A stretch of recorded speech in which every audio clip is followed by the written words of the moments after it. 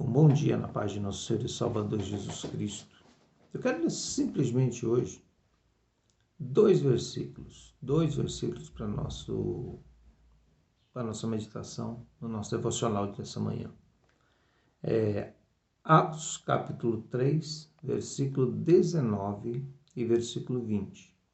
Diz assim: Arrependei-vos, pois, e convertei-vos, para que sejam apagados os vossos pecados, e venham assim os tempos de refrigério pela presença do Senhor.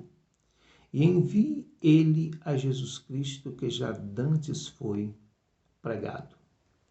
Preste atenção. Deus, ele está pronto a fazer tudo por nós.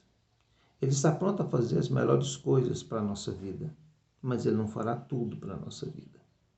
Existem coisas que nós precisamos fazer, existem atitudes que nós precisamos tomar. Existem coisas que Deus realiza, que nós não temos como interferir nisso.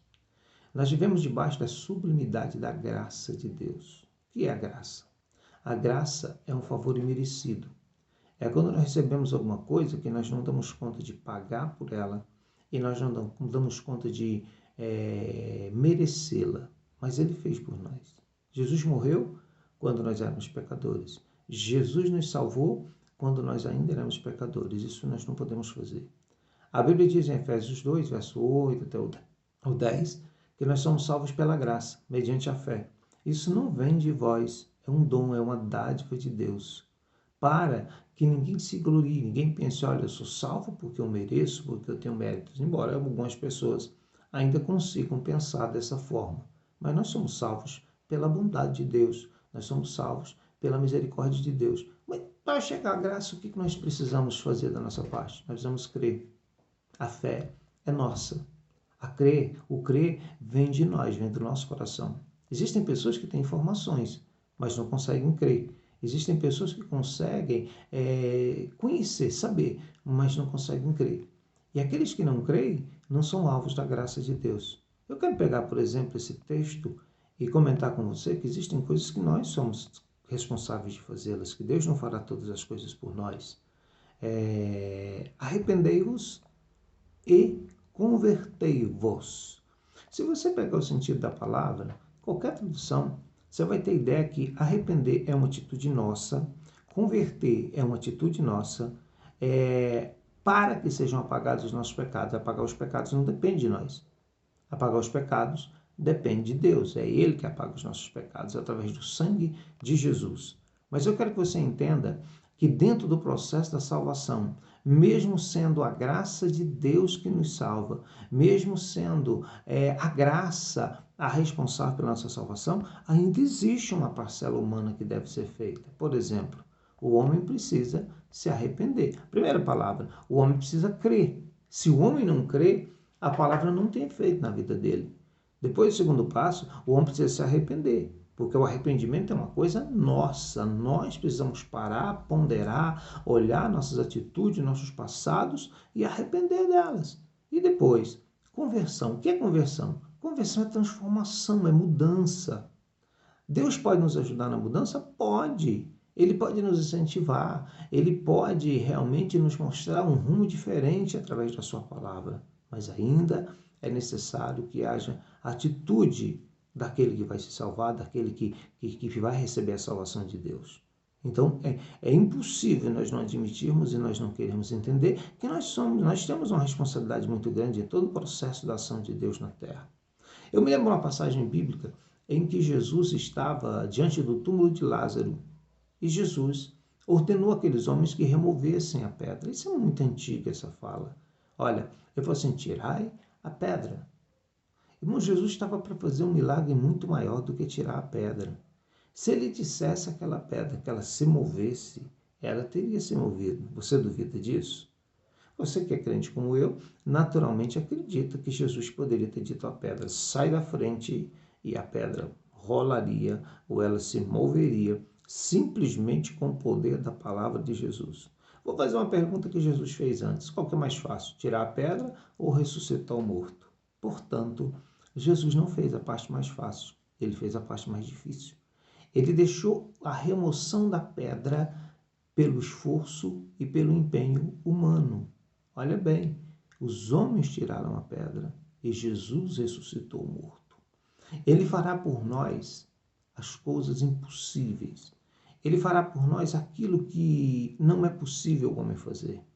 O dia que um mancebo de qualidade procurou Jesus para conversar e ele deu ali o relatório da salvação, como acontece a salvação, os discípulos lhe perguntaram: Senhor, é impossível as pessoas se salvarem. Ele falou assim: é impossível o homem se salvar, mas para Deus nada é impossível.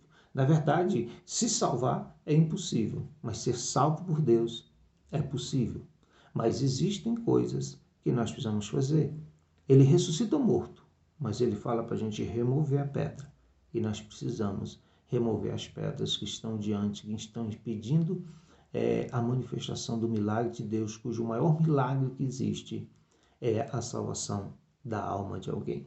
É claro que cura divina existe, é claro que milagres, que Jesus ainda mexe na natureza, que as coisas sobrenaturais acontecem. Mas eu quero destacar que o maior dos milagres é a salvação da alma de alguém.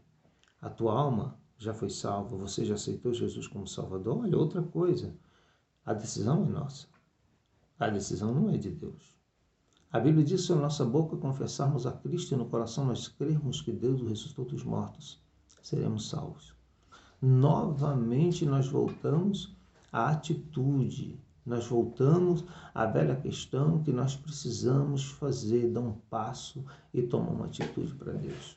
Olha que as pessoas que receberam milagres no ministério de Jesus, elas foram elogiadas quando elas tomaram atitude. Elas não podiam fazer o milagre, mas elas podiam caminhar para o milagre. 4 homens fazem uma maca, jogam um paralítico nas costas e leva à casa de Jesus em Cafarnaum. Chegando lá, a multidão era tanta em volta da casa que eles não conseguiam entrar. Nem pelas janelas eles conseguiriam entrar ou vê-lo. Mas que tiveram uma brilhante ideia, tiveram atitude. Subiram no telhado, tiraram telhas, amarraram aquela maca com cordas e desceram elas no meio da sala onde Jesus estava. Você sabe o milagre. Jesus perdoou os pecados daquele homem e mandou com ele que ele se levantasse.